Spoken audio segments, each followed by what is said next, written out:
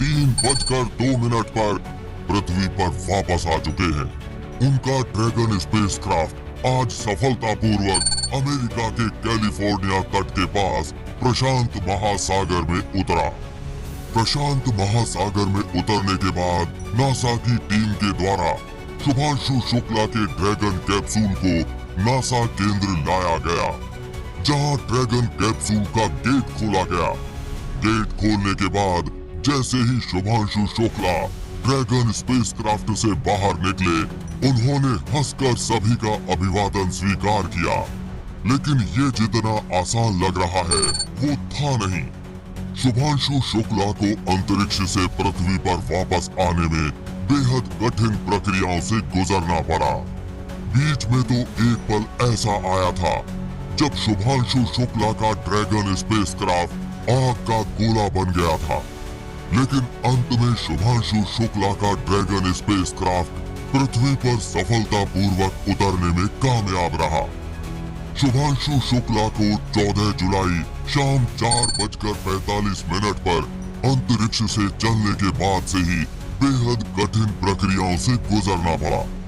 तो चलिए आज इस वीडियो में आसान भाषा में समझते हैं शुभांशु शुक्ला अंतरिक्ष से पृथ्वी पर कैसे वापस लौटे, और साथ ही जानेंगे उनके ड्रैगन स्पेसक्राफ्ट को 14 जुलाई अंतरिक्ष से चलने से लेकर 15 जुलाई पृथ्वी पर समुद्र में उतरने तक किन किन प्रक्रियाओं का सामना करना पड़ा। शुभांशु शुक्ला की अंतरिक्ष से वापसी की प्रक्रिया कल 14 जुलाई दोपहर 2 बजे से ही शुरू हो गई थी, जब शुभांशु शुक्ला अंतर्राष्ट्रीय अंतरिक्ष स्टेशन से निकलकर ड्रैगन स्पेसक्राफ्ट में पहुंचे। उनके ड्रैगन स्पेसक्राफ्ट में पहुंचने के बाद वो अपनी सीट पर जाकर बैठे। शुभांशु शुक्ला के सीट पर बैठने के बाद उनके अन्य साथी भी ड्रैगन स्पेसक्राफ्ट के अंदर आ गए।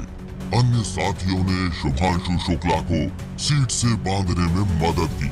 सीट से बांधने के बाद ड्रैगन स्पेसक्राफ्ट का गेट बंद कर लिया गया। अगले 2.5 घंटे तक अन्य सिक्योरिटी चेकअप किए गए, जिसके बाद वो पल आया जब शाम 4:45 पर शुभांशु शुक्ला का ड्रैगन स्पेसक्राफ्ट अंतर्राष्ट्रीय अंतरिक्ष स्टेशन से अलग हुआ, यानी अनडॉकिंग हुई। जैसे ही ड्रैगन स्पेसक्राफ्ट अंतरिक्ष स्टेशन से अलग हुआ, ड्रैगन स्पेसक्राफ्ट अंतरिक्ष स्टेशन से धीरे धीरे दूर होने लगा। ड्रैगन स्पेसक्राफ्ट की गति कम करने के लिए थ्रस्टर्स फायर किए गए, जिसकी वजह से ड्रैगन स्पेसक्राफ्ट की गति लगभग 26,000 किलोमीटर प्रति घंटा हो गई, जबकि अंतर्राष्ट्रीय अंतरिक्ष स्टेशन की रफ्तार 28,000 किलोमीटर प्रति घंटा थी। इस वजह से ड्रैगन स्पेसक्राफ्ट अंतर्राष्ट्रीय अंतरिक्ष स्टेशन से धीरे धीरे दूर होने लगा। अभी तक ड्रैगन स्पेसक्राफ्ट लगभग 400 किलोमीटर ऊंचाई पर अंतरिक्ष स्टेशन की विपरीत दिशा में पृथ्वी के चक्कर लगा रहा था। अंतरिक्ष स्टेशन और ड्रैगन स्पेसक्राफ्ट में एक निश्चित दूरी बनने के बाद ड्रैगन स्पेसक्राफ्ट के थ्रस्टर्स बंद कर दिए गए। थ्रस्टर्स बंद करते ही अब ड्रैगन स्पेसक्राफ्ट की गति वापस से 28,000 किलोमीटर प्रति घंटा पहुंच गई। लेकिन अब अंतरिक्ष स्टेशन से ड्रैगन स्पेसक्राफ्ट एक दूरी पर था, लेकिन दोनों एक दूसरे के पीछे गोल गोल पृथ्वी के चक्कर लगा रहे थे। ड्रैगन स्पेसक्राफ्ट ने इसी रफ्तार से 3 से 4 बार थ्रस्टर्स फायर करके पृथ्वी के चक्कर लगाते हुए अपनी कक्षा को धीरे धीरे कम किया। 21 घंटे के सफर के बाद ड्रैगन स्पेसक्राफ्ट प्रशांत महासागर के ऊपर उस स्थान पर आ गया जहां उसको उतरना था। इस वक्त ड्रैगन स्पेसक्राफ्ट पृथ्वी से लगभग 350 किलोमीटर की ऊंचाई पर था और शुरू हुई आखिरी घंटे वाली सबसे खतरनाक प्रक्रिया। इस प्रक्रिया के शुरू होते ही सबसे पहले ड्रैगन स्पेसक्राफ्ट का पीछे वाला पार्ट यानी ड्रैगन ट्रंक अलग हो गया। ड्रैगन ट्रंक इसलिए अलग किया गया क्योंकि अब पृथ्वी के एटमॉस्फेयर में जाने के लिए हीट शील्ड की आवश्यकता थी, जो ड्रैगन ट्रंक के नीचे लगी हुई थी। साथ ही ड्रैगन ट्रंक पर लगे हुए सोलर पैनल और अन्य चीजों की भी अब कोई आवश्यकता नहीं थी, इसलिए इसको अलग कर दिया गया। ड्रैगन ट्रंक अलग होते ही शुरू हुई अगली प्रक्रिया। ड्रैगन स्पेसक्राफ्ट के थ्रस्टर्स वापस से फायर हुए और लगातार 17 मिनट तक फायर होते रहे, जिसकी वजह से ड्रैगन स्पेसक्राफ्ट तेजी से पृथ्वी की ओर बढ़ा। आपको बता दें कि इस प्रक्रिया को रेट्रोग्रेड बर्न कहते हैं। ये इसलिए की जाती है ताकि स्पेसक्राफ्ट धरती के गुरुत्वाकर्षण में प्रवेश कर सके। 17 मिनट के बाद ड्रैगन स्पेसक्राफ्ट 180 डिग्री घूमा और ड्रैगन स्पेसक्राफ्ट का आगे वाला मुंह बंद हो गया। अब ड्रैगन स्पेसक्राफ्ट की हीट शील्ड पृथ्वी की तरफ, ड्रैगन स्पेसक्राफ्ट का मुंह अंतरिक्ष की तरफ हो गया। हीट शील्ड का मुंह पृथ्वी की ओर इसलिए किया गया था क्योंकि अब पृथ्वी का एटमॉस्फेयर यानी गुरुत्वाकर्षण क्षेत्र आने वाला था और यहाँ का तापमान 1600 डिग्री से भी अधिक पहुंच जाता है। आपको बता दें कि ड्रैगन स्पेसक्राफ्ट पर नीचे की तरफ ये एक खास लेप लगाया जाता है जो 1600 डिग्री या इससे अधिक तापमान को भी आसानी से सह सकता है। उसे ही यहाँ हीट शील्ड बोला जा रहा है।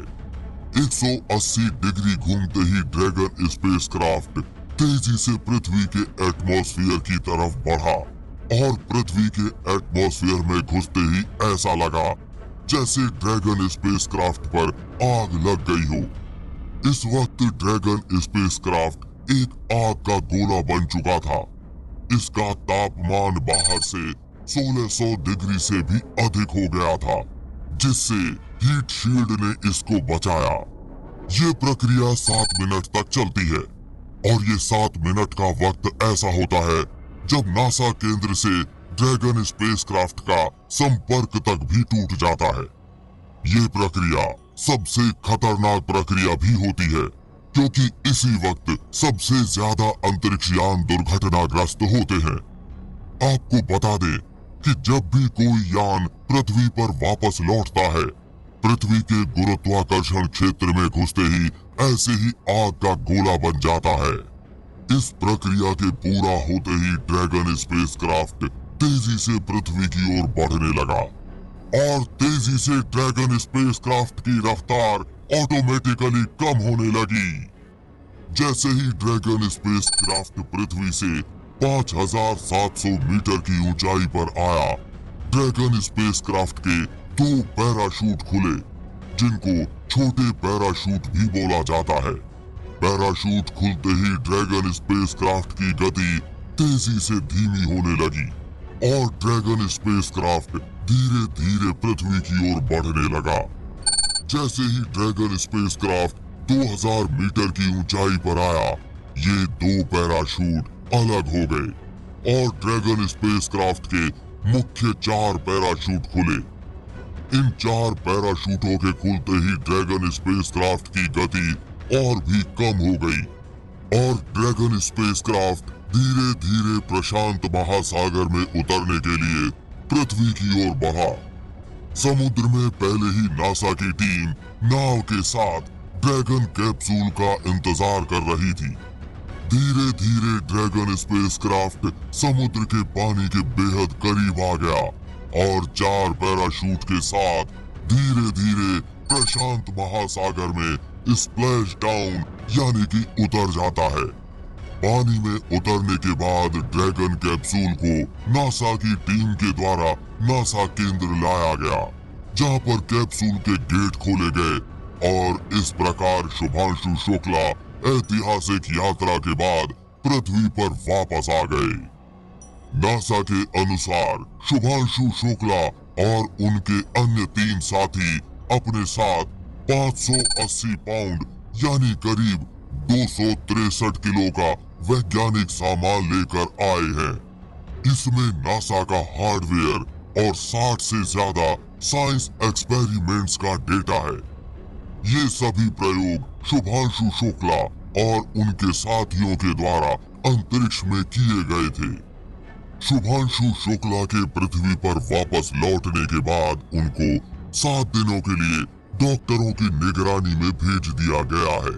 भेजा जाता है क्योंकि अंतरिक्ष में जीरो ग्रेविटी यानी बिना गुरुत्वाकर्षण में रहने की वजह से शरीर पर काफी बुरे प्रभाव पड़ते हैं। 7 दिनों के बाद शुभांशु शुक्ला के भारत आने का इंतजार हर भारतीय करेगा। फिलहाल ये जानकारी आपको कैसी लगी?